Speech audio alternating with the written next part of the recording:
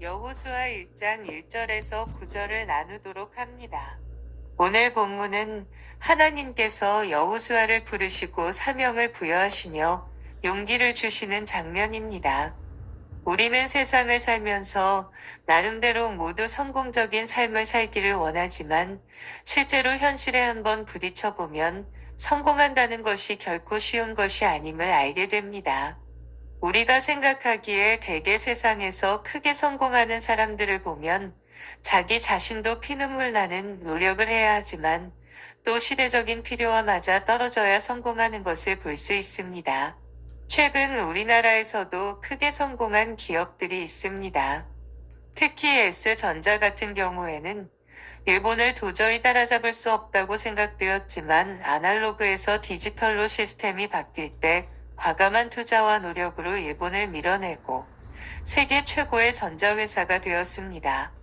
또 스포츠로 세계 최고가 된 사람들이 있는데 그 중에 피겨의 여왕 김연아 선수가 있을 것입니다. 우리나라 사람들은 원래 하체가 짧아 피겨스케이팅은 맞지 않는 운동이라고 했지만 김연아 선수는 오히려 그런 핸디캡을 극복하고 세계 최고의 선수가 되었습니다.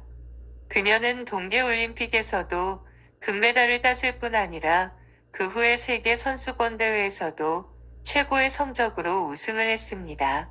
그러나 이렇게 사업이나 스포츠로 세계 최고가 된다는 것은 그야말로 100년에 한 명 날까 말까한 일이며 거의 대부분은 모두 평범한 사람들이고 특별한 기술은커녕 세상에 적응하는 것조차도 제대로 해내지 못하는 사람이 더 많습니다.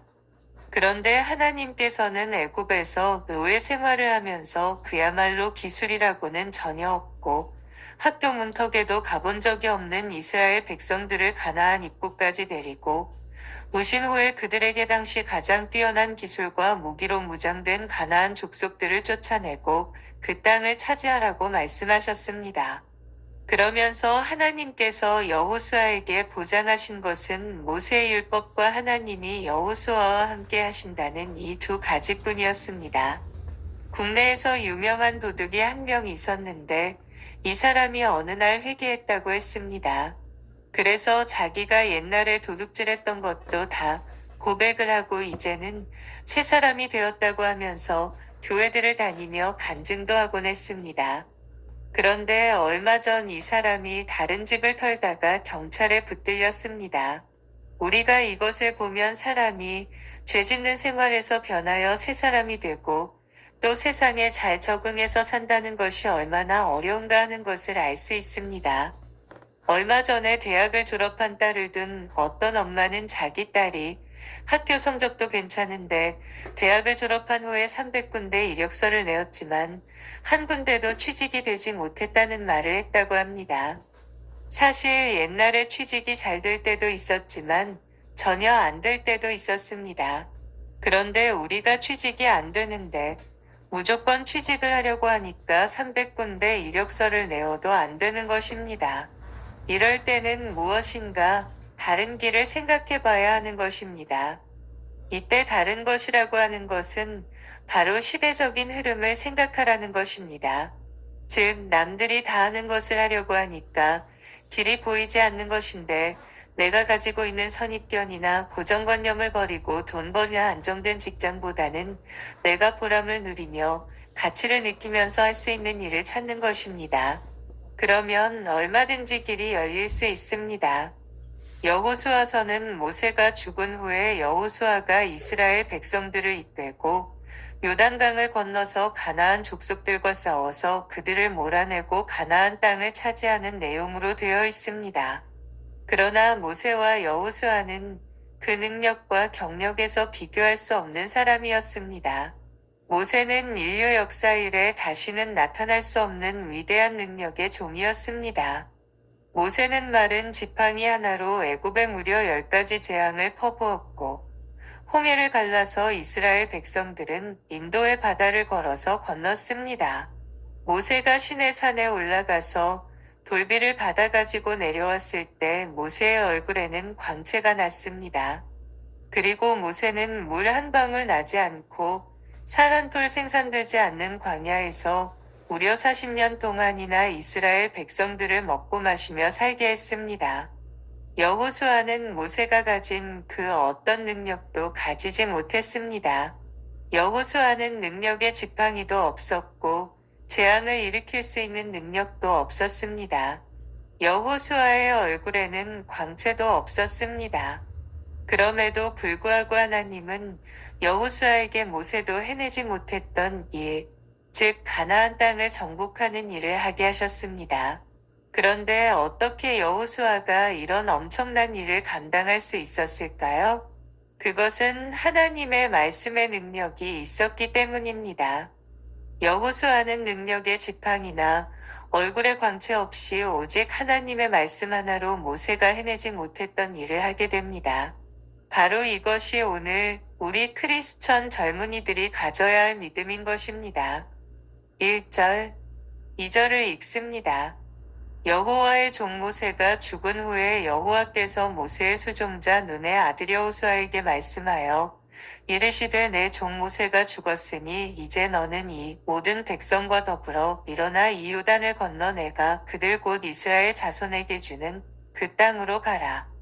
이스라엘 백성들이 무려 40년 동안 절대적으로 믿고 따라온 하나님의 종 모세가 드디어 죽었습니다. 사실 여호수아나 이스라엘 백성들의 입장에서는 앞일이 막막했을 것입니다. 왜냐하면 지금까지는 이스라엘 백성들에게 어떤 어려운 일이 있어도 모세의 능력으로 해결할 수 있었습니다. 그러나 모세가 죽은 후에 과연 누가 모세 같은 능력으로 이스라엘 백성들을 책임지며 인도할 수 있겠습니까? 그러나 모세가 죽은 후에 하나님의 말씀이 여호수아에게 임했습니다.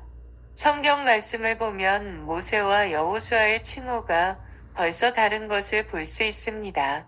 모세의 칭호는 여호와의 종 모세였습니다. 여기서 여호와의 종이라는 칭호는 하나님의 대리자라는 뜻입니다. 이 칭호는 인간으로서는 가장 존경받는 칭호였습니다. 거기에 비해서 여호수아는 모세의 수종자였습니다. 여기서 수종자라고 하는 것은 몸종이나 사환을 의미합니다. 모세와 여호수아는 그만큼 신분에 있어서 큰 차이가 있었습니다.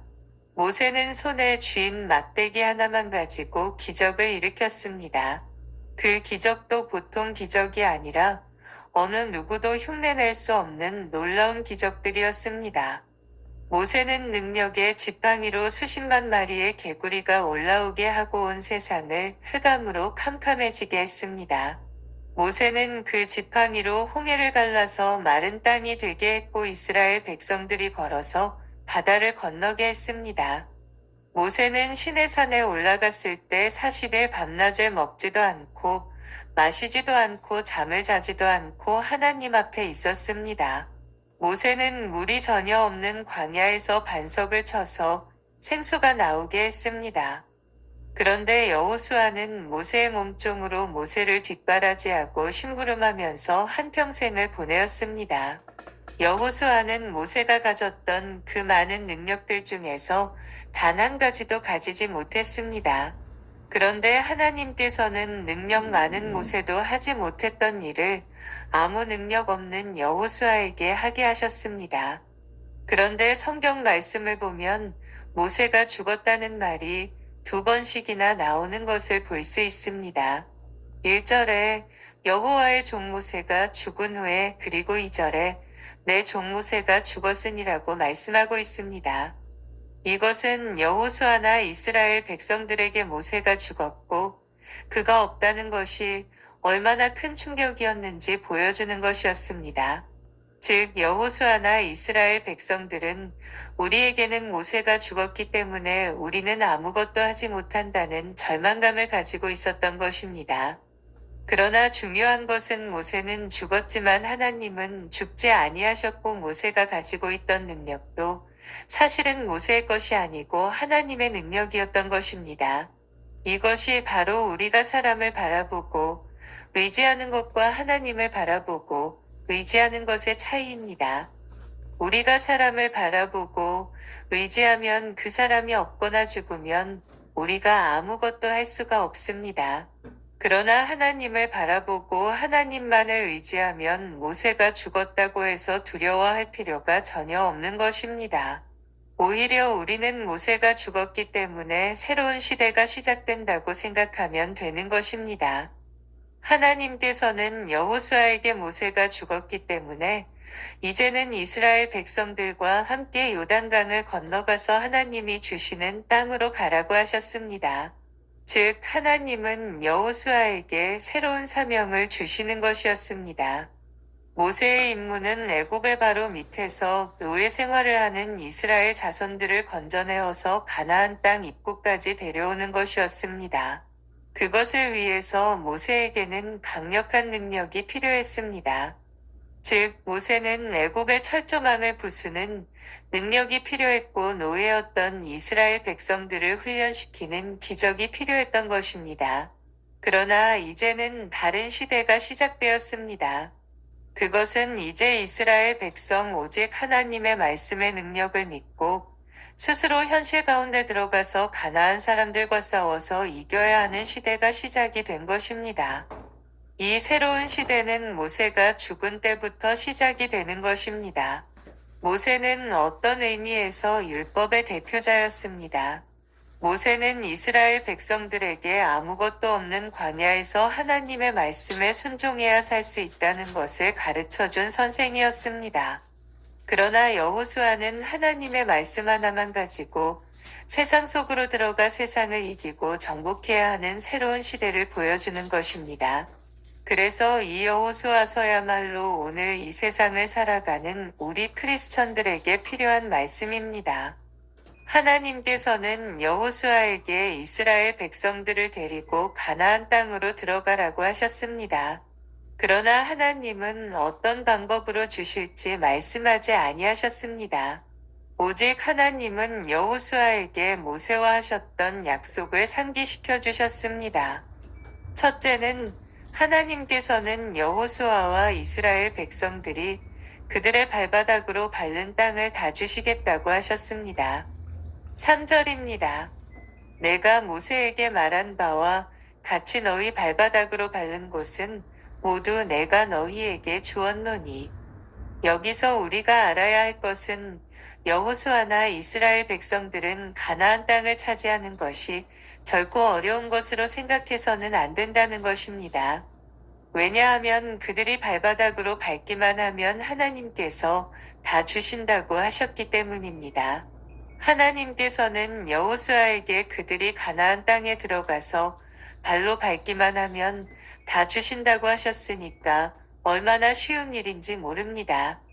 왜냐하면 이스라엘 백성들이 가나안 땅에 들어가 발로 밟고 돌아다니기만 하면 하나님께서는 그 땅을 다 주실 것이기 때문입니다.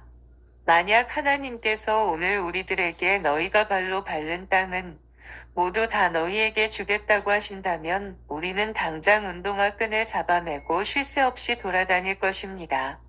어떤 사람은 자기가 들어갈 회사에 가서 주차장을 돌아다닐 것이고 고등학생들은 자기가 들어갈 대학을 발로 밟고 다닐 것입니다.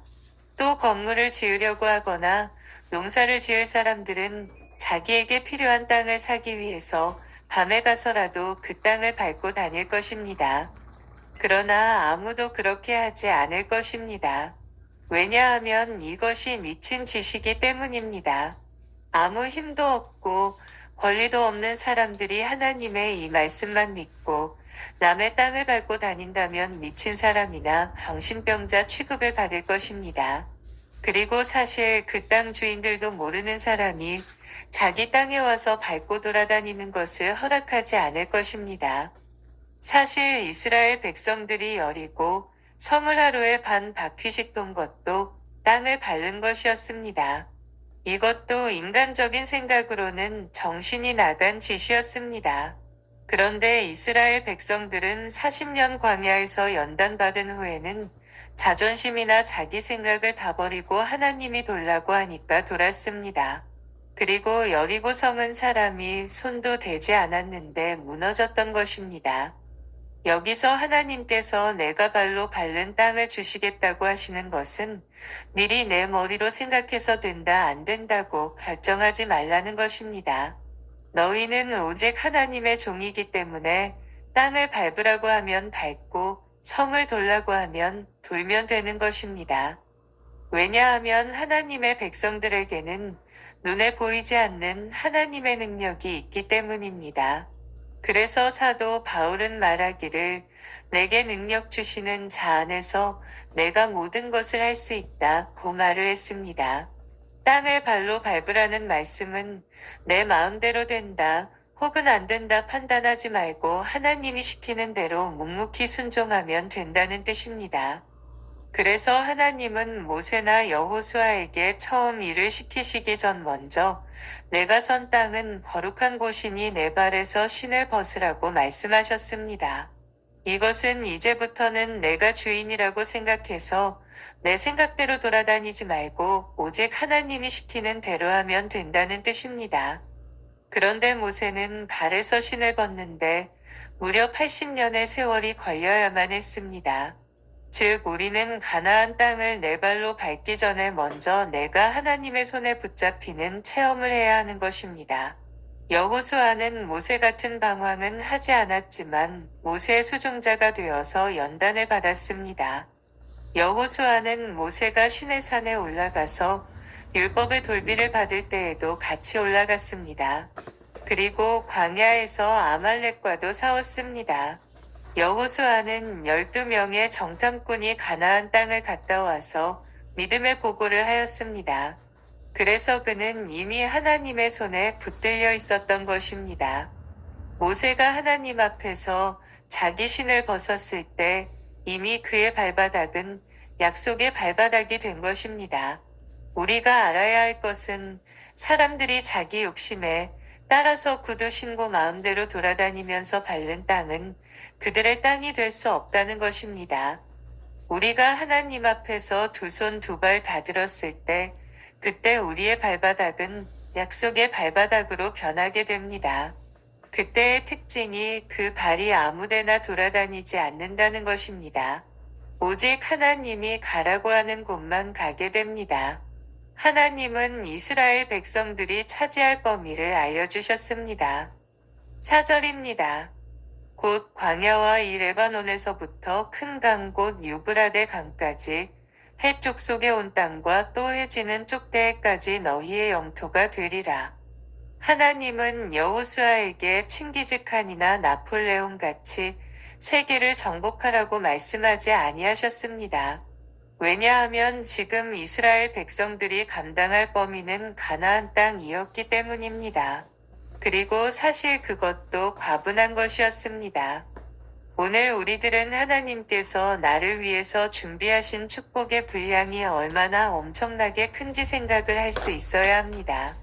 우리는 눈에 보이는 것만이 하나님의 축복의 전부라고 생각해서는 안 됩니다. 특히 우리나라 사역자들은 눈에 보이는 사업을 크게 하는 것이 복이라고 생각하는 것 같습니다. 그러나 눈에 보이는 것이 하나님의 축복의 전부가 아닙니다. 우리는 눈에 보이지 않는 무한한 세계가 있다는 것을 알아야 합니다. 왜냐하면 아직 넓은 정복하지 못한 세계가 우리를 기다리고 있기 때문입니다. 사도 바울 같은 경우에는 전도를 하면서 이방인들이 자신의 전도 범위로 정했습니다.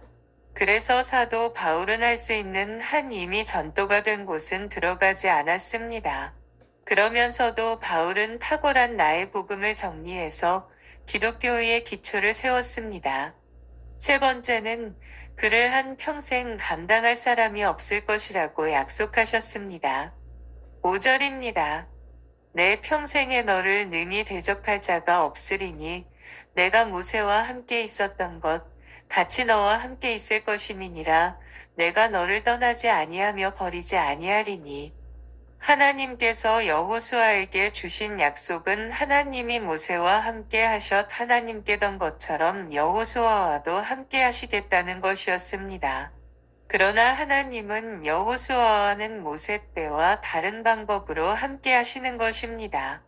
그래서 여호수아가 하나님께 아무리 모세 같은 능력을 달라고 기도를 해도 소용이 없는 것입니다. 왜냐하면 하나님은 여호수아에게 다른 방법으로 힘을 주시고 능력을 주시기 때문입니다. 그래서 여호수아는 모세와 다른 하나님의 능력을 찾아야만 했던 것입니다. 하나님은 한평생 어떤 사람도 여호수아를 이기지 못할 것이라는 것입니다. 그 이유는 여호수아에게는 하나님의 능력이 있기 때문입니다. 이 세상에 얼마나 강하고 능력 있는 사람들이 많습니까? 특히 악한 사람들이 강하고 능력이 있을 때 우리는 도저히 그런 사람들을 상대할 수가 없을 것입니다.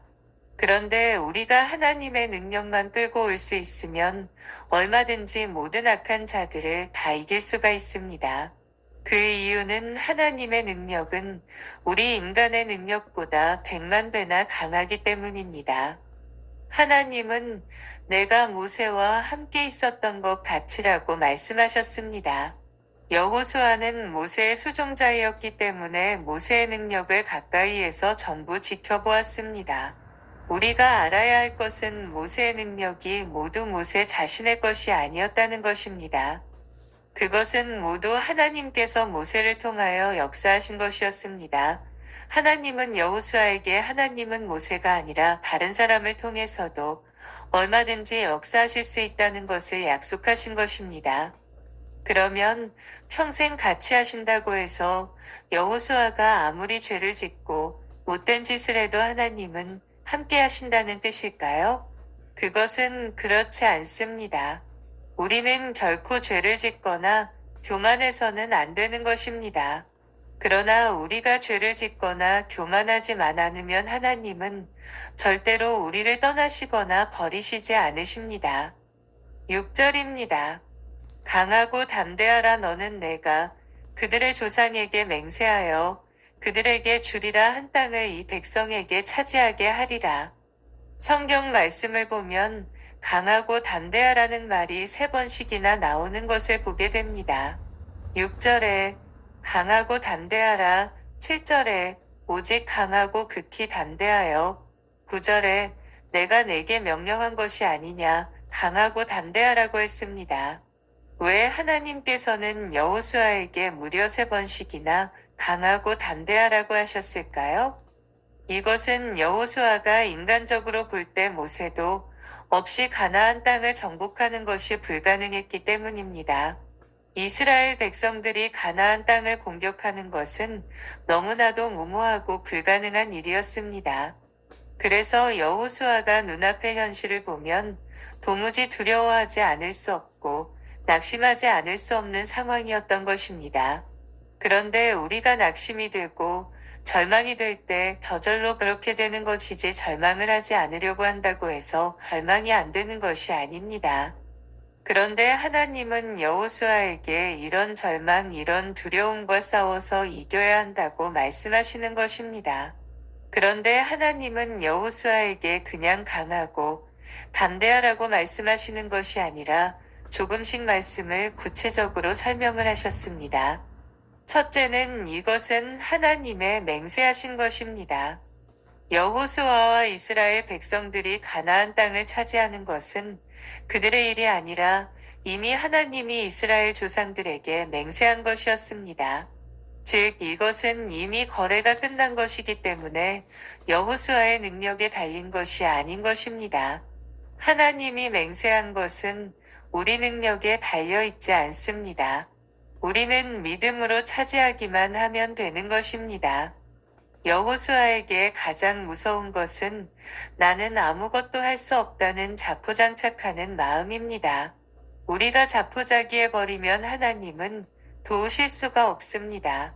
그래서 우리에게 가장 필요한 것은 절대로 세상을 우습게 여겨서도 안 되지만 너무 겁을 먹고 도망쳐서도 안 되는 것입니다. 우리는 나는 할 수 없지만 하나님은 모든 것을 하실 수 있다는 것을 믿어야 합니다. 그리고 기도하면 무엇이든지 길이 열린다는 것을 믿어야 합니다. 복음서에서 아들이 귀신 들린 아버지가 예수님에게 하실 수 있거든 무엇이든지 도와주세요라고 했을 때 예수님은 할 수 있거든이 무슨 말이냐 믿는 자에게는 능히 하지 못할 일이 없느니라 고 대답하셨습니다. 우리가 눈앞에 나타나는 현실만 보면 절대로 우리는 이 세상에서 살아남지 못할 것 같습니다. 그래서 세상만 보고 사람만 보면 겁을 집어먹고 도망치고 싶어질 것입니다.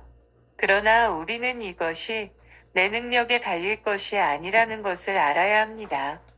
즉, 여호수아가 이스라엘 백성들을 이끌고 가나안을 정복하는 것을 아가 이스라엘 자기가 해야 할 일이라고 생각한다면 불안하고 두려워서 잠을 이루지 못할 것입니다.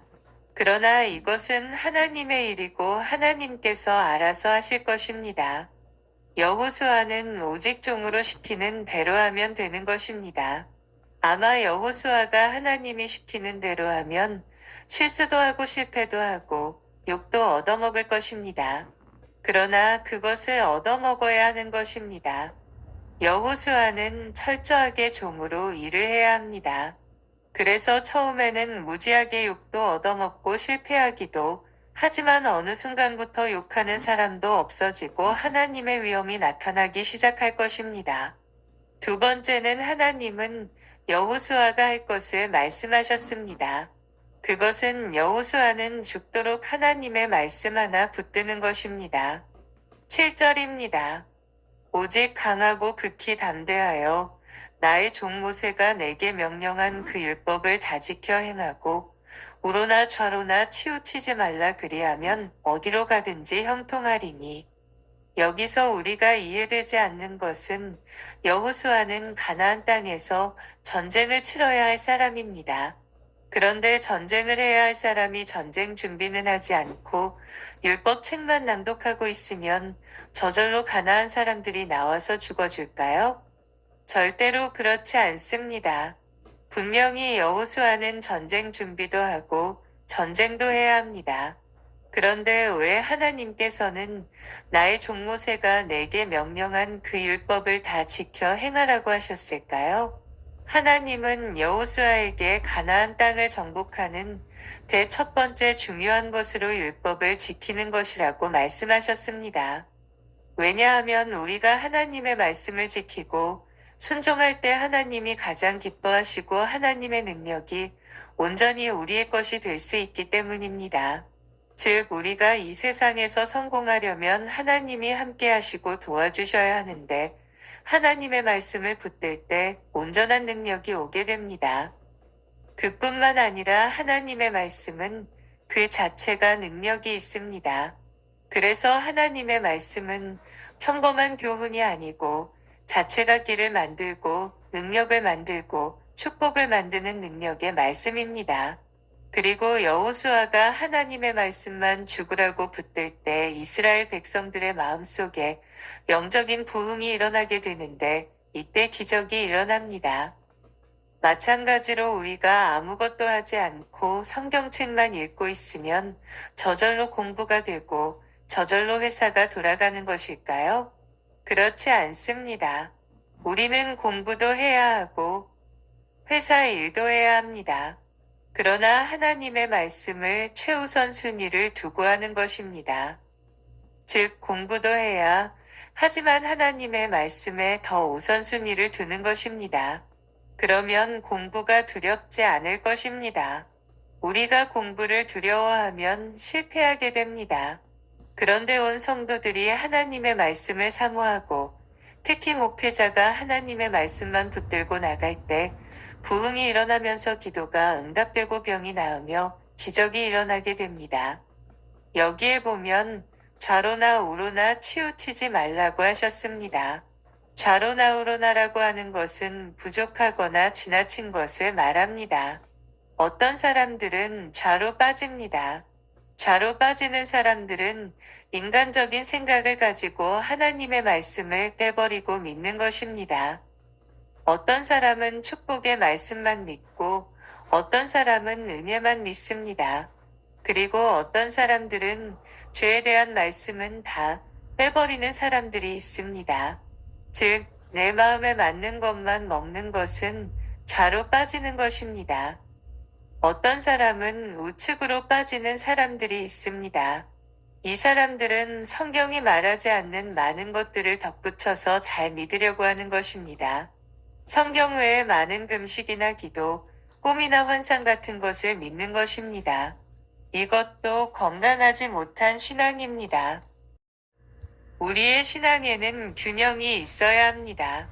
우리가 하나님의 말씀만 붙들고 가면 형통할 것이라고 했지만 처음에는 많은 어려움과 역경이 있습니다. 때로는 많은 실패와 좌절이 따를 것입니다. 그래서 성경 말씀을 의심하게 됩니다. 성경 말씀에는 분명히 내 길이 평탄하게 될 것이며 내가 형통하리라고 했는데 실제로는 아무것도 안 되기 때문입니다. 그러나 조금씩 내가 하나님의 말씀대로 나가면서 길이 없는데 길이 열리고 기적이 일어나게 됩니다. 세 번째는 내가 어디를 가든지 함께 하시겠다고 하셨습니다.